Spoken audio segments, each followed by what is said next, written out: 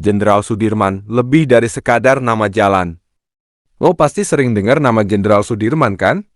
Biasanya sih jadi nama jalan protokol di kota-kota besar.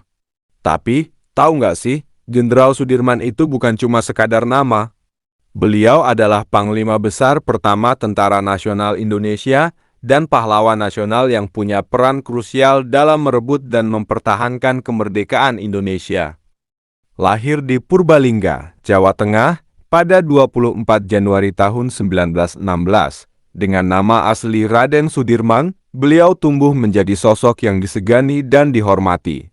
Sudirman wafat di Magelang pada 29 Januari tahun 1950 karena penyakit TBC yang dideritanya. Meski singkat, hidupnya penuh dengan dedikasi dan perjuangan untuk bangsa. Masa muda, pendidikan, dan organisasi. Sudirman berasal dari keluarga sederhana. Ayahnya, Karsid Kartawiraji, adalah seorang pekerja di pabrik gula, dan ibunya, Siem, adalah ibu rumah tangga. Sejak kecil, Sudirman diasuh oleh pamannya, Raden Cokro Sunario, seorang camat yang tidak memberitahunya bahwa ia bukan ayah kandungnya, sampai Sudirman berusia 18 tahun.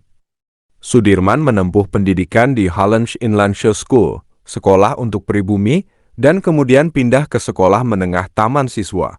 Dia juga aktif dalam organisasi kepemudaan Muhammadiyah, di mana ia menunjukkan jiwa kepemimpinan dan kecintaannya pada tanah air.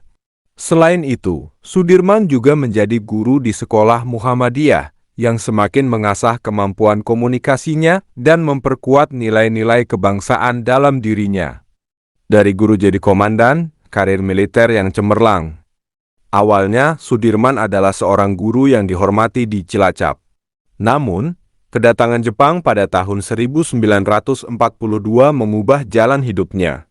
Sudirman kemudian bergabung dengan Pembela Tanah Air, sebuah organisasi militer yang dibentuk oleh Jepang. Di peta, Sudirman mendapatkan pelatihan militer dan diangkat menjadi komandan batalion di Banyumas. Setelah Indonesia merdeka pada tahun 1945, Sudirman langsung mengambil peran penting dalam mempertahankan kemerdekaan. Ia berhasil merebut senjata dari pasukan Jepang di Banyumas dan diangkat menjadi komandan batalion. Pada tanggal 12 November tahun 1945, Sudirman terpilih menjadi pemimpin Tentara Keamanan Rakyat, yang kemudian menjadi TNI. Pemilihannya ini menunjukkan kepercayaan besar yang diberikan oleh para pemimpin dan pejuang kemerdekaan lainnya. Pertempuran Ambarawa, bukti kehebatan strategi Sudirman. Salah satu momen paling penting dalam karir militer Sudirman adalah Pertempuran Ambarawa. Pertempuran ini terjadi pada akhir tahun 1945 antara pasukan Indonesia melawan pasukan Inggris dan Belanda. Dengan strategi yang cerdik dan keberanian yang luar biasa, Sudirman berhasil memimpin pasukannya meraih kemenangan. Kemenangan ini tidak hanya meningkatkan moral pasukan Indonesia, tetapi juga memperkuat posisi Indonesia di mata dunia. Atas keberhasilannya ini, Presiden Soekarno melantik Sudirman sebagai jenderal. Perang gerilya, semangat pantang menyerah di tengah keterbatasan. Meskipun menderita penyakit TBC yang parah, Sudirman tidak pernah menyerah dalam berjuang untuk kemerdekaan Indonesia. Pada tahun 1948, Belanda melancarkan agresi militer II yang memaksa pemerintah Indonesia dan TNI untuk meninggalkan Yogyakarta. Dalam kondisi yang serba sulit, Sudirman memimpin perang gerilya melawan Belanda selama berbulan-bulan. Dengan hanya satu paru-paru yang berfungsi, Sudirman bergerilya dari satu tempat ke tempat lain, memberikan semangat kepada pasukannya dan menunjukkan kepada dunia bahwa Indonesia tidak akan menyerah. Perang gerilya ini menjadi simbol perlawanan Indonesia terhadap penjajah dan membuktikan bahwa semangat juang bisa mengalahkan keterbatasan fisik. Filosofi perjuangan, persatuan, dan ketahanan. Jenderal Sudirman tidak hanya dikenal sebagai pemimpin militer yang hebat, tetapi juga sebagai tokoh yang memiliki filosofi perjuangan yang mendalam. Beliau selalu menekankan pentingnya persatuan dan kesatuan bangsa tanpa memandang perbedaan suku, agama, atau latar belakang sosial. Baginya, kemerdekaan adalah hak semua rakyat Indonesia dan harus diperjuangkan bersama-sama. Selain itu, Sudirman juga mengajarkan tentang pentingnya ketahanan mental dan fisik dalam menghadapi kesulitan. Meskipun kondisi kesehatannya terus memburuk, beliau tidak pernah menyerah atau kehilangan semangatnya. Keteladanannya ini menjadi inspirasi bagi banyak orang untuk terus berjuang, bahkan dalam situasi yang paling sulit sekalipun. Warisan abadi, inspirasi bagi generasi penerus. Jenderal Sudirman meninggal dunia pada tanggal 29 Januari tahun 1950 di Magelang. Meskipun usianya masih muda, warisan yang ditinggalkannya sangat besar. Namanya diabadikan di berbagai tempat, seperti jalan, museum, dan monumen. Semangat dan keberaniannya terus menginspirasi generasi muda Indonesia untuk berjuang demi bangsa dan negara.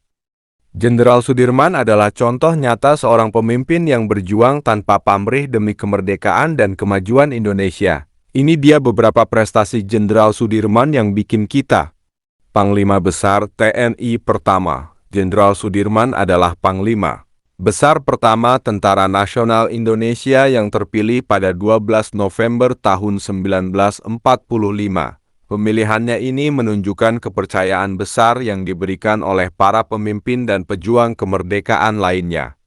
Pertempuran Ambarawa. Jenderal Sudirman berhasil memimpin pasukannya meraih kemenangan gemilang dalam pertempuran Ambarawa melawan pasukan Inggris dan Belanda. Strategi cerdik dan keberaniannya meningkatkan moral pasukan Indonesia dan memperkuat posisi Indonesia di mata dunia. Perang gerilya. Meskipun menderita penyakit TBC yang parah, Jenderal Sudirman memimpin perang gerilya melawan Belanda selama agresi militer kedua pada tahun 1948 sampai 1949.